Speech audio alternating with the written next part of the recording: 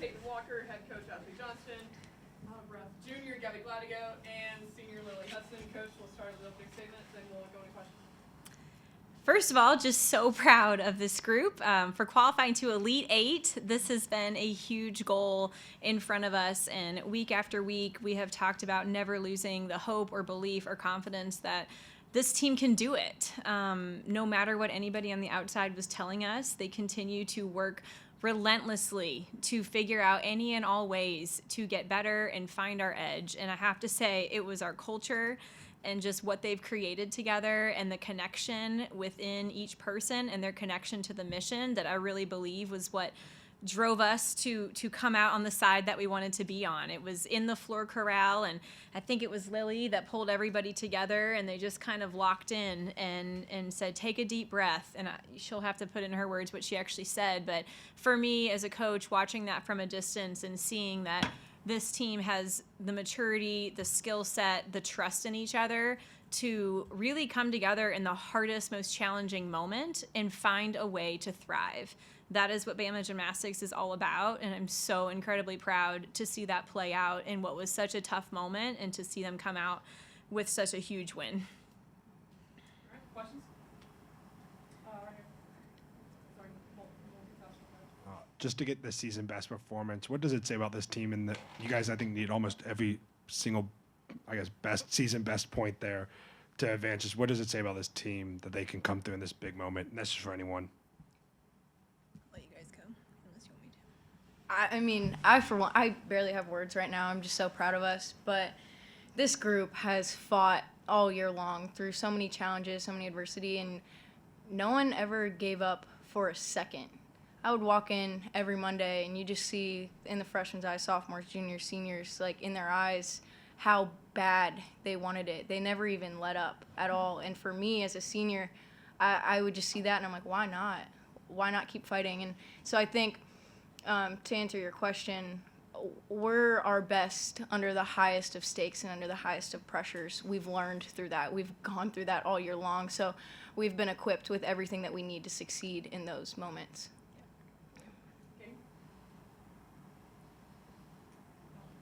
For Ashley, just how proud were you of the response on floor after a mistake in the first spot? And then, I mean, all of you competed after that. Just kind of what's the pressure like when you know there's less room for error after a mistake in the first spot?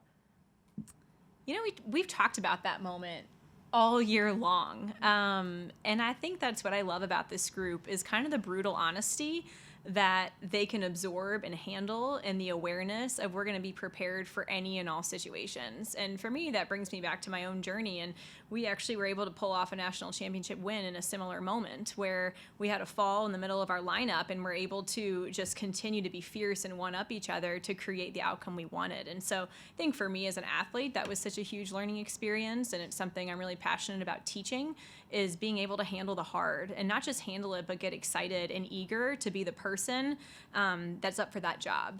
And when I look at that floor lineup, like nobody second guessed anything. Rach is a rock star. She had one little mistake tonight, but as I looked around, nobody doubted for a second that we can still get this done. I mean, and these three right here were a huge part of that, and just a testament to their training, their resilience, their fight, and again, just the relentless pursuit for excellence. Paityn, this is your first season on the team, and you're about to go compete on the biggest stage in collegiate gymnastics. These people have all been in that position before, so what are your feelings and emotions in this time? I'm so excited. With so much experience on the team, I'm just like looking towards the upperclassmen, but also I really want to take it in as a freshman, and really, it's a new experience, and I want to feel that. I want to go into it not expecting anything and really giving it our all, because I mean, we got it. Mm-hmm. Paityn, what's that moment like when you get that 9-9 on floor? And in that moment, talked about that's a huge spot, but in that moment, it's your show, it's on your shoulders. What's your mindset going into that, and what's the feeling like after the fact? Going up, knowing it was basically 5 up, 5 count. It was a little nerve-wracking, but we have trained for situations like that, and I kind of trusted my training. I knew I had it. I did a lot of mental routines in the corral. I visioned myself doing those passes, and I really did my normal, which really helped me, and I didn't over control anything, and I mean, paid off. Lily, when you finished that floor routine and everyone's standing there cheering for you, just what was that like knowing it was your final routine here in Coleman? No words. I mean, I just think it capped off an incredible 4 years that I'll remember for the rest of my life. I'll tell everyone about my family, my kids, everything. I don't know. I'm just so thankful to have worn the script A for 4 years, and I think the minute I just saluted, I looked up, and there's nothing like Coleman Coliseum. Look up, and you see everybody on their feet, crimson and white, and just no words. I mean, it's the best feeling ever. You can't describe it.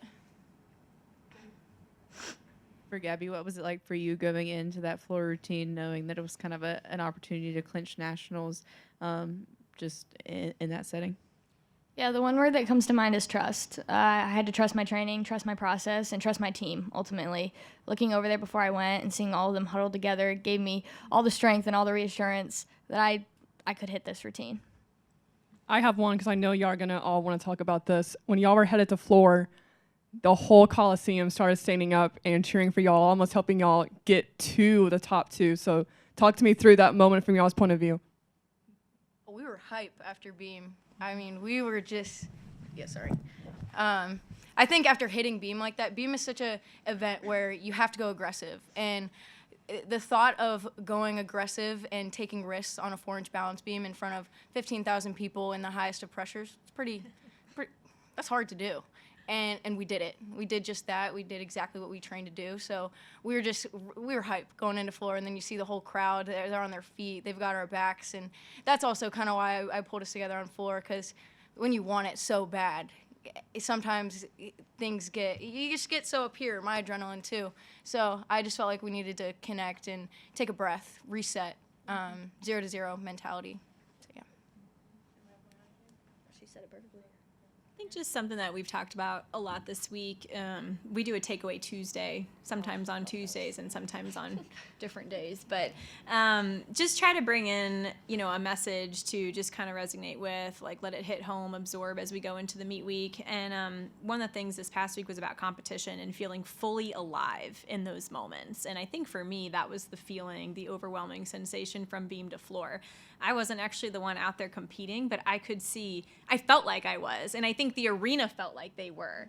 Like everybody was like fully alive and present and in the moment. And when you feel like you don't just have 18 people on your team, but you have hundreds and thousands of people on your team, like that's enough to push it over the edge. It really is. That energy, that connection to the mission, like you feel it on such a deep level, and it sparks and ignites the belief and the confidence. And so just have to shout out our fans. They've been amazing all season long, and I've said it week after week that they really are the difference maker, and that hasn't always gone our way in wins, but look at what this team has done. It has fueled them with belief to today come out with being top 2 at a super tough regional championship with an opportunity to be here in the Elite 8 amongst the premier teams with a chance for a national championship. And our fan base is a huge part of that, so thank you.